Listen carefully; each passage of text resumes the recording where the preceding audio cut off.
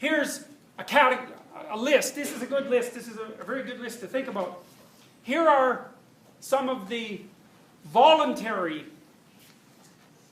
actions that people undertake in order to ensure that the unconscious, both as a repository of instinctual motivation and as a repository of memory, becomes as pathological as possible. And so, one way of thinking about the Freudian unconscious, apart from the id element, which is the instinct part, this is more to do with the memory element, is, well, when people engage in something that's pathological, are they conscious of it? And the Freudians would say, well, generally not. But that doesn't mean they weren't conscious of it when they first did it. It's like the decision to lie is conscious. You may forget that you did it and only be moving forward through time the consequences of having engaged in it. And the fact that you've made it habitual and that there are consequences may be something you forget and that becomes unconscious, but it doesn't mean you didn't know what you were doing when you first did it. And so here are some of the little nasty tricks that people play on each other and on themselves in order to ensure that they don't accurately represent the nature of their experience. And you might ask yourself, what does accurate representation mean, given that there's no way you can ever have a coherent and complete representation of anything that ever happens to you? And so one rule of thumb for that is that, well, you've accurately represented something that's happened to you that was negative in the past if you've represented it such that you're not going to do it again in the future. Because the purpose of memory, in large part, is to stop you from doing the same stupid things that you've already done again in the future. It's not purely representational, right? It's adaptive. And so if you're twisting and distorting your memories so that they're more acceptable to you from a conceptual level, but not developing in this direction that would allow you to become increasingly adapted, well then you're likely engaging in one or more of these processes. Repression. Well, repression is that you just don't admit it. I think mostly what happens when people repress is not so much that they actively repress. It's not exactly that they do something and they remember it and then they push it down. It's that they do something and there are some consequences, and the consequences are complex and maybe they're motivated, and then they just don't think about it anymore.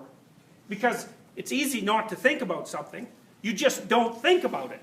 It's easy. So in some sense, although this isn't a precisely Freudian idea, the default position is repression.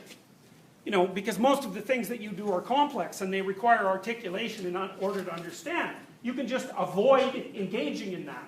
And then the nasty little situation will remain sort of emotionally valent and attempting to pop up in your memory structure. Those are the sorts of things that maybe you remember that happened more than 18 months ago that still cause an emotional response when you bring them to mind.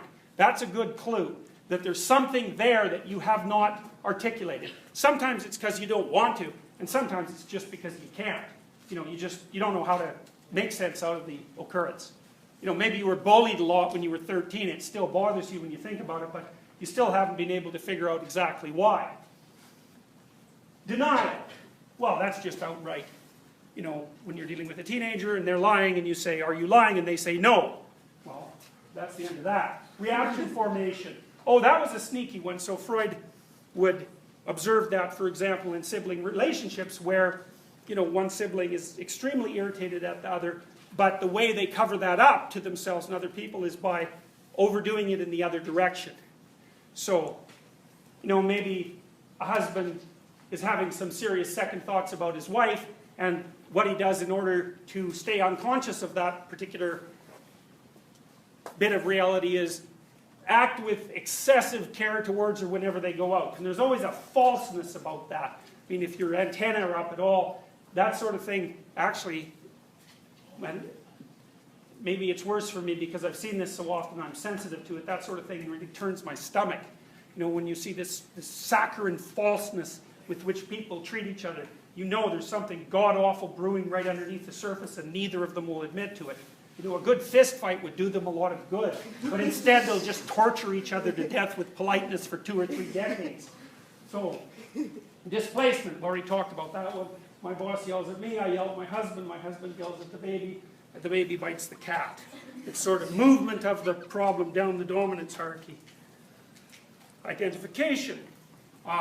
You're bullied in school, and so you start bullying kids that are younger than you.